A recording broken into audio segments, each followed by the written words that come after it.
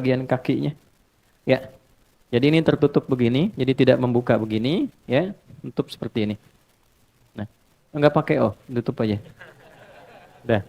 Nah, sekarang kita akan langsung bangkit dari sujud. Ustaz bangkit silakan. Ya, Allahu Akbar. Nah, tahan. Izin ya. Saya soroti yang pertama hadis riwayat At-Tirmidzi. Ya, kita lihat baik-baik teman-teman sekalian.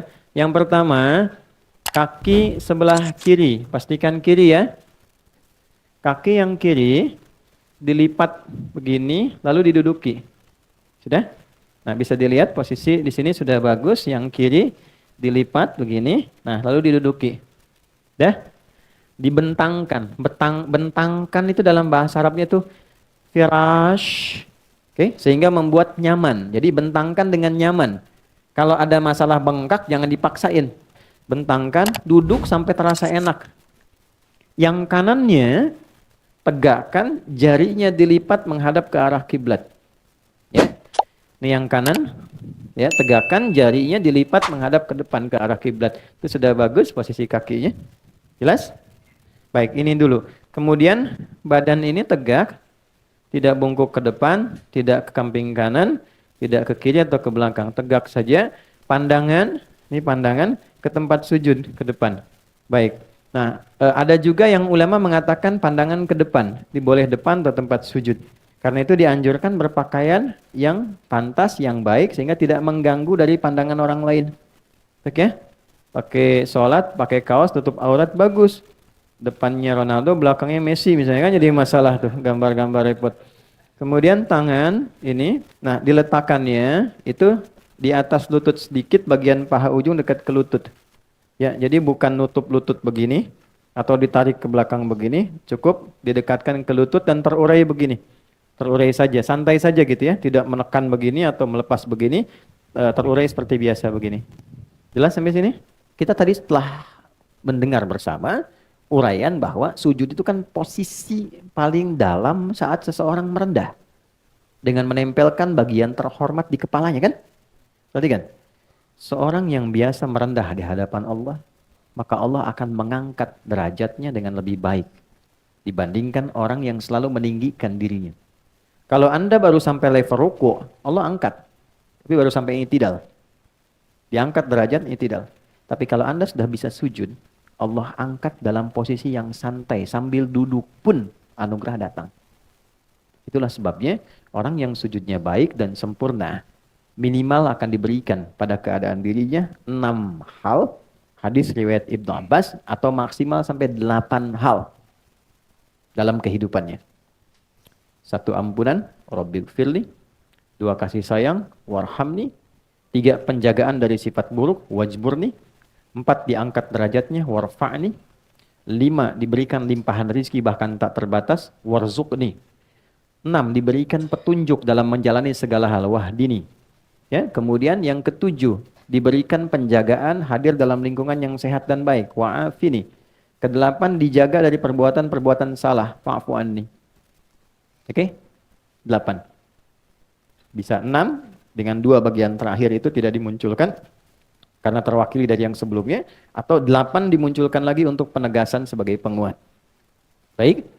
Nah, jadi kalimat yang pertama setelah bangkit dari sujud, kan diangkat ya, dapat anugerah. Inilah yang paling dahsyat. Di semua riwayat walaupun ada perbedaan urutan, tapi kalimat pertamanya sama. Rabbighfirli. Ada yang pakai Allahumma, yang 6 bacaan Allahumma firli. Allahumma gfirli, Rabbighfirli. Ini luar biasa secara etik, luar biasa. Islam itu selalu menjaga keseimbangan. Walaupun Anda dalam posisi terangkat, dapat promosi jabatan, dapat proyek besar dan sebagainya, tetap selalu merendah untuk mengevaluasi diri. Jangan karena kedudukan terangkat, promosi, dapat proyek besar, merubah kebiasaan jadi nggak kenal kawan yang selama ini membantu.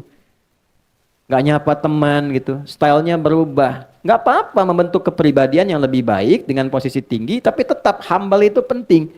Karena itu Nabi ketika diinfokan di awal, kamu akan menaklukkan Mekah dengan begitu damai.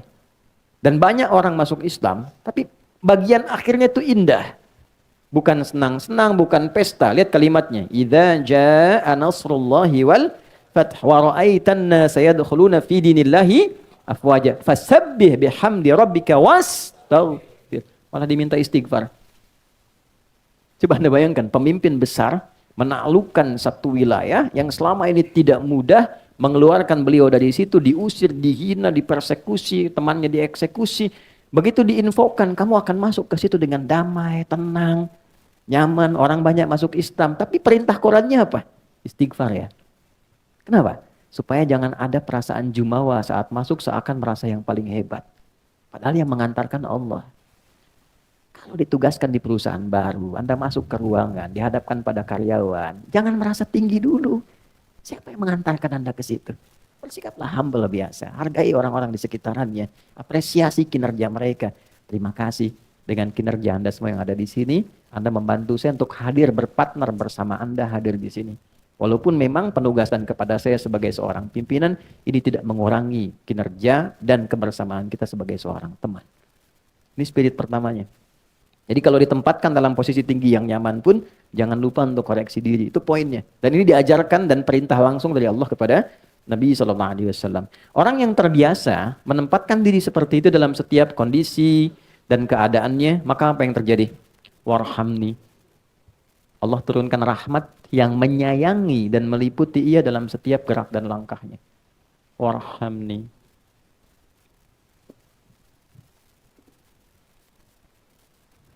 Rahmat itu artinya banyak ya. Satu, pengentas dari berbagai macam persoalan hidup. Bahasa kitanya solusi dari berbagai problematika kehidupan. Jadi Allah itu kalau pengen menyelesaikan masalah hambanya, diberikan rahmat dulu. Dengan rahmat itu solusi datang. Itu ditemukan di Quran surah kedua ayat 157. Ya, masalahnya di 156, 155, sabarnya 156, rahmatnya 157. Oke, dari 155, walanabluwannakum bisyai'im minal khaufi wal ju'i wa naqsin minal amwali wal anfusi wat thamarat wa basyiris sabirin. Hai yakini sepanjang kau hidup punya harapan tertentu, aku pasti akan uji engkau yang hidup demi mewujudkan harapanmu. Satu, gelisah. Ya, gelisah itu termasuk ujian, khawatir, gelisah. Ini gelisah, kapan Ustadz selesai nih? Yang kapan waktu ini jemput dan macam-macam. Ada. Wal ju', lapar. Ya, ini Dimas ini ada makan siangnya enggak nanti nih, ada snacknya enggak banyak. Wa naqsi minal amwal, harta berkurang, kemarin proyek bagus, sekarang berkurang. Wal anfus, kadang sakit, ada rekan yang meninggal dan sebagainya. Wat thamarat, hasil kerja keras kita, proyek kita, tender kita kok diambil orang. Ya, itu ada yang saya koreksi sedikit, diterjemah diartikan buah-buahan. Saya agak kurang setuju dengan terjemahan itu. Karena agak rasa kurang adil. Kalau tukang buah saja, tukang sayur gimana gitu ya yang lainnya. Nah, jadi maksudnya itu bahasa kiasan di balaghah. Buah-buahan itu kan orang nanam dulu dari benih, jadi pohon, keluar, kemudian sebagainya bunga. Jadi yang siap dipanen besok mangga udah jadi, besok mau panen, malamnya diambil orang. Anda nyiapkan studi, disusun proposal bagus, majukan tender. Anda harusnya menang, diserobot orang. Itu maksudnya. Hasil kerja keras kita diambil orang. Wabasyiris sabirin. Gembiralah, berbahagialah orang sabar. Ini menarik ya. Ada orang dikasih masalah malah senang. Tuh, bisa nggak sampai ke level itu? Ya, punya masalah malah senang. Bisa nggak? Karena bahasa Qurannya, berikan kabar gembira pada orang sabar. Jadi ada orang yang gembira ketika menerima masalah. Ya, kok bisa gitu? Sendal hilang malah gembira. Keluar sini sendal hilang, gembira. Ya kan? Tapi gembira itu bukan menghilangkan ikhtiar, oh, gembira alhamdulillah. Pulang tanpa sendal, bukan begitu. Ya, itu salah namanya. Dia tetap berikhtiar tapi gembira menerima itu. Kenapa dia gembira? Karena tadi di awal dia tahu masalah itu jalan mengabulkan doanya. Jadi kalau Anda sedang punya masalah, catat tadi malam doa apa? Nah, itu jalannya. Jadi begitu Allah kirimkan itu, dia senang. Ternyata Allah kabulkan lewat jalan itu. Maka dia terima dulu dengan sabar. Sabar itu menerima apa yang Allah berikan kepada kita dengan berusaha mencari jalan ikhtiar sesuai dengan pedoman yang telah Allah tetapkan. Lalu kuatkan diri, kuatkan dulu supaya ada motivasi. Cara menguatkannya ayat 156. Alladzina idza asabathum musibah qalu inna lillahi wa inna ilaihi. Nah, persoalannya ayat ini sering dibatasi bacaannya kalau ada orang meninggal. Padahal ini ayat umum terkait dengan ujian hidup. Ya Allah, engkau yang kasih, engkau pasti berikan solusinya juga. Ya Allah terima kasih, aku berdoa, engkau kirim ujian, kau pasti kirim jawabannya juga. Itu maksudnya. Nanti ditafsir di Al-Insyirah, inna ma'al usri, pasti ada solusinya, pasti bisa. Itu poinnya, katakan pada diri kita. Itu ada ayat yang meminta kita mengatakan untuk memotivasi diri. Jadi kalau sedang ada masalah berat, katakan, ini pasti selesai. Bisa. Itu kita punya ayatnya, Mas. Yang praktekkan Jepang loh. Jepang tuh dari kecil dilatih, kamu bisa, ini. Dulu kan 96 ya Mas Ari, 97, ada acara Benteng Takeshi itu. Ya, naklukan Benteng Takeshi, bikin meriam-meriaman, kan reporternya datang, kamu bisa, itu kan. Ya, kalau nggak salah itu ya. Masa-masa Dragon, di TPI kalau nggak salah jam 7. Ya, kan ada Dragon Ball tuh, yang tulisan Sasuke Watanabe ya. Kemarin kan pengisinya baru meninggal tuh. Saya hafal itu, tahu saya. Ya Piccolo kan yang Kamehameha terus ada atasnya. Tapi saya nggak banyak nonton, cuman ini aja tahu ini gambaran. Tapi saya melihat bahwa ini fitrah manusia. Kan kalau sudah di Kamehameha itu mati, terus di atasnya kan ada bulatan ya. Bulatan itu kan sukun. Sukun itu kan bulat, sukun itu kan tenang. Jadi kalau meninggal, usahakan pulangnya tenang. Ya ayat Tuhan nafsul mut, hei jiwa-jiwa yang tenang. Fitrah itu nggak bisa dihindari, nggak bisa dihindari. Ya perubahan apapun melahirkan kebaikan. Sensei ya kalau pindah beralih itu kan pasti jadi, udah ya kebanyakan. Dah sini aja nih, dah. Nah kalau sudah terasa motivasi diri kita, baru ayat 7-nya. Ulaika alaihim salawatum min rabbihim. Orang-orang yang selalu memotivasi diri ketika diuji, itu dipuji oleh Allah. Dia menerima itu dan meyakini sebagai pemberian Allah. Dipuji. Anda dipuji pimpinan, tokoh besar di Indonesia begitu senangnya. Kenapa nggak senang dipuji Allah? Ya?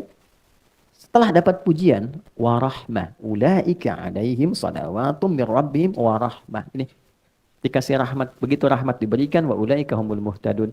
Dibimbing oleh Allah untuk mendapatkan solusi. Jadi orang-orang yang sujudnya benar, ketika bangkit dari sujud, di antara anugerah terbesarnya adalah Allah selalu menghadirkan solusi dalam setiap masalah hidupnya. Gitu. Makanya seakan-akan nggak punya masalah. Padahal hidupnya banyak persoalannya. Tapi Allah sudah ringankan sebelum dia dapatkan. Karena sujudnya banyak. Tawakalnya banyak. Apa dikira jadi ustadz itu nggak punya masalah? Tidak. Masalah antum kan diserahkan ke saya juga. Nanti habis ini pertanyaan tuh. Saya sebelum ke sini dapat kertas. Baru datang kertas banyak tuh. Masalah semua tuh. Soal rumah tangga orang, kreditan motor, riba ini, macam-macam. Sampai masalah-masalah yang spesifik. Ya, nah itu hal-hal demikian, insya Allah Allah ringankan. Sepanjang apa? Terkoneksi sama Allah. Yang punya solusi Allah, yang punya rezeki Allah, yang punya ketenangan Allah. Kenapa nggak kita sambungkan diri kita dalam sujud? Nggak ada yang paling enak di dalam sujud. Punya persoalan, ambil wudhu, hadap kiblat, sholat, sujud, tumpahkan. Nggak apa-apa, nangis nggak apa-apa, tumpah. Keluar enak. Udah itu tenang.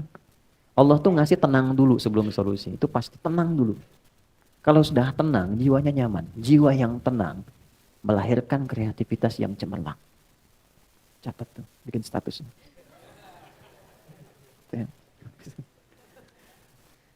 Wajibur nih, dijaga dari perilaku menyimpang, jaga dari aib. Ini kan pasti aib nih. Ya, maaf, lisan menyimpang, dari bicara yang baik jadi nggak baik, telinga menyimpang sampai ke kaki. Nah itu orang yang rajin sujudnya bagus, dijaga oleh Allah. Supaya konsisten berusaha dalam kebaikan. Ya, Rabbighfirli warhamni wajburni warfa'ni, diangkat derajat dengan cara yang baik. Diangkat derajat itu caranya macam-macam Allah itu. Ya, kadang-kadang nggak tampak, nanti cerita temannya. Ya, teman-teman musisi nggak tahu kalau ini tuh walaupun sudah nggak sama-sama tapi royaltinya masih dikasih gini. Dia nggak pernah cerita, tapi orang lain cerita. Sehingga pamornya baik, apresiasinya baik, macam-macam, gitu kan? Ada ternyata unsur sudah naik, perusahaan bagus, dia suka perhatian, termak begini. Dia nggak cerita, tapi orang cerita. Diangkat derajatnya. Ya, nanti kalau diangkat ke tempat yang orang tidak berdebat dengan posisinya, itu namanya maqaman mahmuda. Maqam itu posisi terbaik. Ya, tapi boleh jadi orang masih berdebat, kenapa harus dia? Ada kondisi ketika orang terpilih, orang nggak berdebat, memang dia harusnya. Memang dia yang pantas. Itu maqaman mahmuda. Ternyata cara meraihnya dengan sujud. Saya jasakan amalannya dari Quran saat tahajud. Itu ada di Quran surah ke-17 ayat 79 sampai dengan 81. Quran surah 17 ayat 79. Nah, ini 80-nya saya lingkari 79 ke 80. Tambahan untuk optimisnya ayat 81, bacaan Qurannya ayat 82. Wa minal laili fatahajjad bi, dan dari sebagian malam cobalah bangun untuk tahajud. Allah nggak minta semuanya, sebagian aja. Walaupun 5 menit, 10 menit, 15 menit, nggak apa-apa. Yang penting terpenuhi itu. Yang dituntut apa? Ikutin. Kalau di Al-Muzammil tuh sindirannya halus tapi tajam. Innalaka fin nahari sabhan tawila. Duh, hamba Allah yang satu ini. Kata Allah nih, siangnya begitu sibuk cari dunia. Ya, lelah, malam-malam enakan pakai selimut tidur. Cita-cita masuk surga Firdaus lagi katanya. Kan? Innalaka fin nahari sabhan tawila. Kamu ini begitu sibuk banget siang ya, sampai malam tuh enak pakai selimut. Kan Al-Muzammil dengan Al-Mudaththir tuh beda.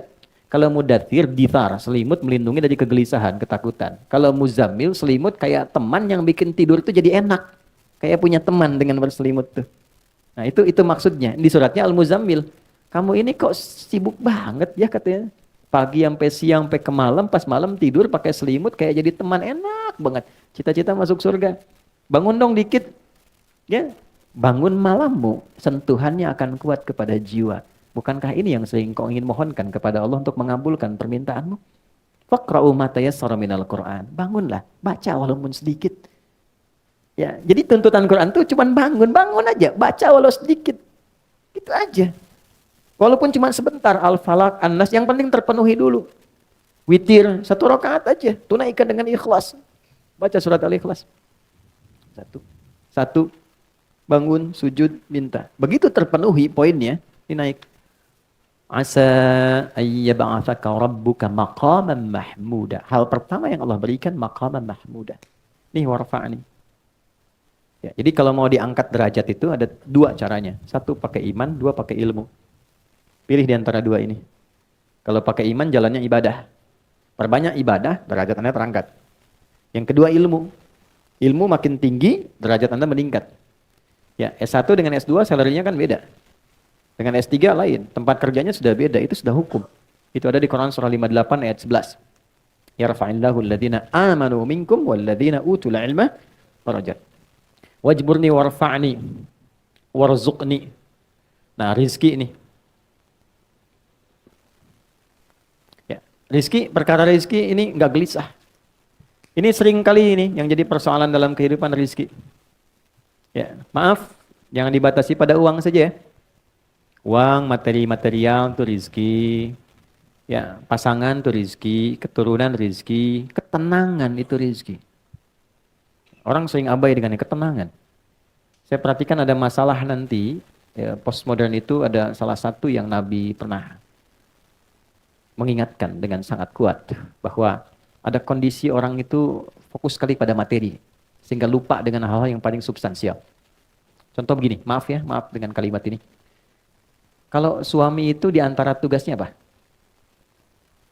Cari nafkah. Oke. Cari nafkah. Cari nafkah itu dapat rezeki kan? Untuk siapa? Keluarga kan? Nih, keluarga di dalam rumah, cari nafkah keluar rumah misalnya. Berarti nyarinya untuk ke dalam kan? Saya mau dapat uang, saya olah supaya di dalam rumah jadi nyaman, gitu kan? Baik, jadi yang paling penting itu harta yang di luar atau yang di dalam rumahnya? Dalam kan? Karena kita mencari keluar untuk yang di dalam kan? Kok bisa dalam prakteknya Anda prioritaskan yang di luar dibandingkan di dalam? Kok bisa? Kok bisa waktunya habis buat di luar dan tidak ada untuk ke dalam? Itu kan sifat korektif pertama. Ya. Handphone dengan anak penting mana? Kalau anak datang saat Anda sedang tulis WA, yang disimpan handphonenya atau yang dimarahi anaknya? Ya. Kadang ada sifat ketidakadilan yang nampak itu tanpa disadari itu terjadi. Nah, salah satunya apalah? Ketika orientasi itu pada yang substansial bergeser pada titik-titik yang penunjang saja. Mau sekunder, mau tersier dan sebagainya. Contohnya apa? Materi itu penting, itu mawaddah. Kan ini musyawarah tuh. Muda, sakinah, mawaddah, dan rahmah. Mawaddah itu kan nomor 2 setelah sakinah. Apa itu mawaddah? Dari kata maddah, cinta yang dihadirkan dari pemberian fisik. Material. Istri cemberut di rumah. Anda datang ingin menyenangkan, datang dengan cinta, pemberian materi. Sayang, Assalamualaikum, kayaknya kenal deh, Masya Allah. Mas nengok gini, ini ada hadiah emas 2 kilo misalnya kan, masih ya, sembuh. sehat lagi gitu, bagus lagi. Nah itu mawaddah. Hari lahirnya buatkan makanan kesukaannya, itu kan? Dan sebagai itu mawaddah namanya. Tapi yang duluan itu sakinah, karena mawaddah tanpa sakinah hampa. Ya kaya, tapi nggak pernah tenang, nggak nyaman. Itu udah yang perempuan ibu deh, pilih ya. Kaya tapi gelisah atau miskin tapi tenang. Nggak ada pilihan ketiga, dua aja. Saya tahu kaya tapi tenang. Coba, kaya tapi gelisah atau miskin tapi tenang, pilih mana? Nah, ini menunjukkan sakinah itu di atas mawaddah. Anda boleh juara di perusahaan hebat ini, tapi ketenangan nggak ada. Rumah nggak tenang, nggak nyaman, ada kasur tidur di lantai. Ya, sama anak nggak nyapa, sendirian, sampai rumah masih ruang kerja sendiri. Ngapain? Katanya nyari kerja buat ke rumah, terus orang rumah nggak ada perhatiannya. Lantas tujuan apa sesungguhnya yang sedang Anda bangun? Betul. Ya. Nah, ini poinnya, ini dasarnya. Jadi warfa'ni, nah warzuqni, naik ke atas, ya Allah anugerahkanku rizki. Rizki yang bagaimana? Rizki yang dihasilkan dari sujud. Itu sangat berbeda dengan rizki yang dihasilkan bukan dari proses sujud. Karena kalau sudah dari sujud pasti mencarinya ikut aturan Allah. Sujud kan pada Allah. Gak mungkin nyari rizki di luar aturan Allah. Terus digunakannya Allah pengen apa? Dipakainya pasti begitu. Kalau sudah ini terpenuhi 6, wa'afini, pasti terjaga. Ya, Allahumma hdina fiman hadait wa'afina fiman afait. Tempatkan aku di tempat orang-orang yang terjaga, yang sehat, yang baik. Pasti terjaga lingkungannya. Baru terakhir wa'fu anni untuk koreksi-koreksi kecil.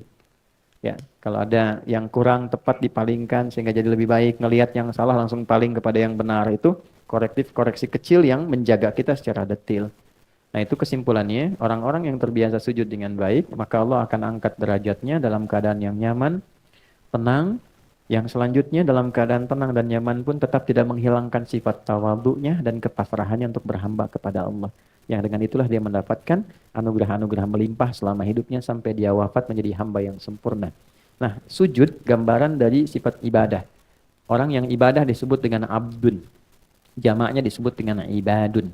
Karena itu dalam sholat kita katakan iyyaka na'budu. Kalau kita berlatih mendapat rahmat Allah dari ujung kepala sampai ujung kaki karena ibadah, maka berubahlah nanti orang ini menjadi ibad plus sifat Allah pemilik rahmat namanya Rahman. Ibadur Rahman. Berbahagialah kalau sudah jadi ibadur Rahman, maka semuanya terjaga oleh Allah. Wa ibadur Rahmanil ladzina yamshuna 'alal ardi hauna wa idza khatabahumul jahiluna qalu salama. Di ibadur Rahman itu kalau sudah hadir dengan demikian, itu berkah. Tempatnya berkah, lingkungannya berkah, teman-temannya nyaman, dan kemanapun dia beraktivitas selalu terjaga dalam keadaan terhormat. Itu materi kita di kesempatan kali ini.